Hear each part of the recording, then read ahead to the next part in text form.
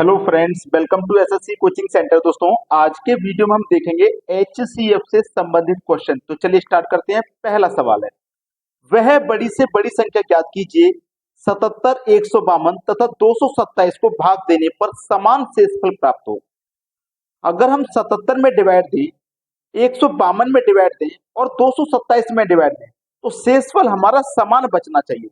तीन संख्या है हमारे पास, 77, 152, 227। ठीक है, इसको करने का सबसे सरल तरीका है कि आपका जो एचसीएफ है या तो अंतर होगा या अंतर का कोई गुणनखंड होगा। आपको सबसे पहले यह देखना है कि अंतर सबसे कम किन दो संख्याओं का है। 77, 152 का अगर आप अंतर करोगे तो 75 आएगा। ठीक है, 152 और 227 का अगर आप अंतर करोगे तो इसका भी 75 आएगा। और 77, 227 का करोगे तो इसका ज्यादा आएगा। ज्यादा से आपको नहीं लेना, ज्यादा नहीं लेना। तो चलिए, एचसीएफ या तो हमारा अंतर होगा या अंतर का कोई गुणनखंड होगा, ये याद रखना। तो हमारा अंतर आया है 75। अगर मैं 75 से 77 को घटाऊंगा तो 75 एकम 75 कट जाएगा, दो शेष बच जाएगा। 75 दूनी 150, यहाँ पे भी दो शेष बच गया। 75 से तीन बार में 225 कट जाएगा, 227 में से 225 कट जाएगा, यहाँ भी दो शेष बच जाएगा। तो तीनों जगह हमारा समान शेषफल प्राप्त हो रहा है। ठीक है, समान शेषफल प्राप्त हो रहा है कि नहीं हो रहा? क्लियर हो गई? तो वह बड़ी से बड़ी संख्या कौन सी है? 75 है। वह बड़ी से बड़ी संख्या 75 है, जिससे हम 77, 152 और 227 में भाग देंगे तो हमारा समान शेषफल प्राप्त होगा। बात सभी को क्लियर हो गई? अब देखते हैं अगला सवाल। अगला प्रश्न है, वह बड़ी से बड़ी संख्या ज्ञात कीजिए जिससे 95, 147 तथा 173 को भाग देने पर समान शेषफल प्राप्त हो।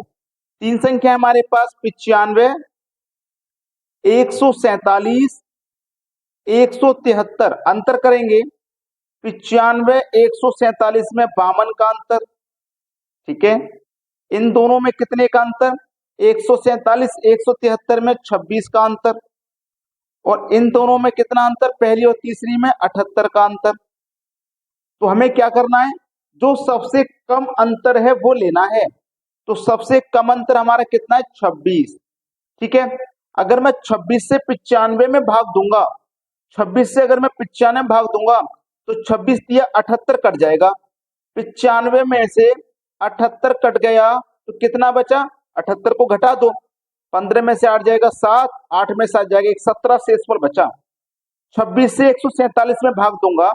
ठीक है, तो 26 से 147 में भाग दूंगा, 26 से 5 बार में 130 कट जाएगा। तो 147 में से 130 कट जाएगा तो बचेगा कितना भैया? 147 में से 130 कट गया तो यहाँ पे भी 17 बचा। अब 26 में से 173 में भाग दूंगा तो ये 6 बार में 156 कट जाएगा। अब 173 में से 156 कट गया तो यहाँ भी कितना बचा? यहाँ भी आपका 17 बचा।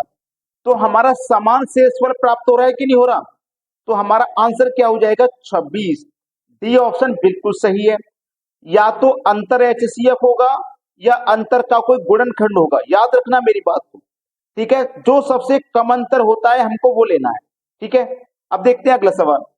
अगला प्रश्न है, वह बड़ी से बड़ी संख्या ज्ञात कीजिए जिससे 68, 82 तथा 96 को भाग देने पर समान शेषफल प्राप्त हो। 68, 82 और 96। सबसे पहले तो अंतर करो, इन दोनों का अंतर देखो 14 है, इन दोनों का अंतर भी 14 है और इन दोनों का अंतर 28 है। तो हमको तो कम वाला अंतर लेना है, तो हम 14 ले लेते हैं। 14 सबसे कम अंतर है इन तीनों में। तो 14 से मैं भाग दूंगा, 14 चौके 56, यानी कि 68 में से 56 कट गया, जो कट गया उसे हटा दो। 8 में से 6 गया 2, 6 में से 5 गया 12 शेष बचा। 14 पंजे 70। अब 82 में से 70 कट गया तो कितना बचा? 12 बचा। 14 पंजे 70, 14 छिंग 84। 96 में से 84 कट गया तो यहाँ भी कितना बचा? 6 में से 4 गया 2, 9 में से 8 गया 12 शेष बचा। तो हमारा देखो समान शेषफल प्राप्त हो रहा है। तीनों में भाग दिया 14 से तो समान शेषफल प्राप्त हुआ। यहाँ भी शेषफल 12 प्राप्त हुआ, यहाँ भी 12, यहाँ भी 12। तो हमारा 14 इस प्रश्न का बिल्कुल सही जवाब है बी ऑप्शन। अब देखते हैं अगला सवाल। अगला प्रश्न है, एक माली के पास 44 सेब के, 66 केले के, 110 आम के पेड़ हैं।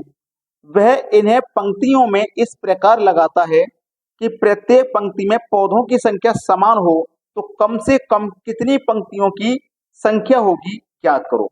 देखो उसने बोला है कि सेब, केले और आम इनके पेड़ है उसके पास। सेब के हैं 44, केले के हैं 66, आम के हैं 110। इनका क्या करो अंतर 22 का, यहाँ पे अंतर 66 एक 34 का। हमें तो कम वाला अंतर लेना है, कम वाला अंतर हमारा 22 का है।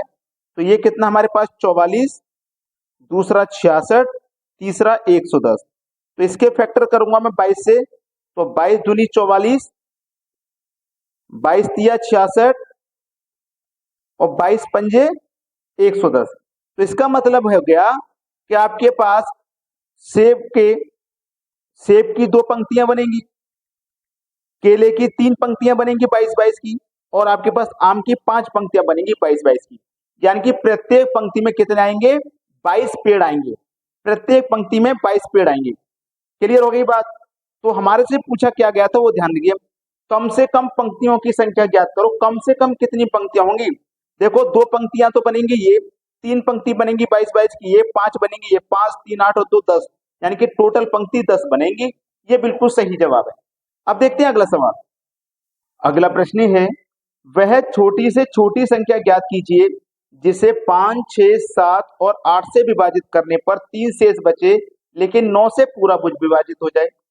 तो देखो 5, 6, 7 और 8 से विभाजित करने पे 3 शेष बचे, तो इनका मैं एलसीएम लूंगा। एलसीएम आ जाएगा 840। तो 840 से देखो कौन सी संख्या यहाँ पे पूरी पूरी कट रही है। 840 का 2 गुना करूंगा तो 1680। 840 का अगर मैं 2 गुना करूंगा तो 1680 होता है, यानी कि 1683 है ये। तो 1680 मेरा पूरा पूरा कट जाएगा, 1680 मेरा पूरा पूरा कट जाएगा, और इसमें अगर मैं 3 जोड़ दूंगा तो ये 1683 हो जाएगा। यानी कि चाहे मैं 5 से कटाऊं, चाहे 6 से, चाहे 7 से, चाहे 8 से, हर बार 1680 तक कटेगा। तो 1683 में से 1680 तक कटेगा तो 3 शेष बच जाएगा हर बार। क्लियर है, 3 शेष बच जाएगा।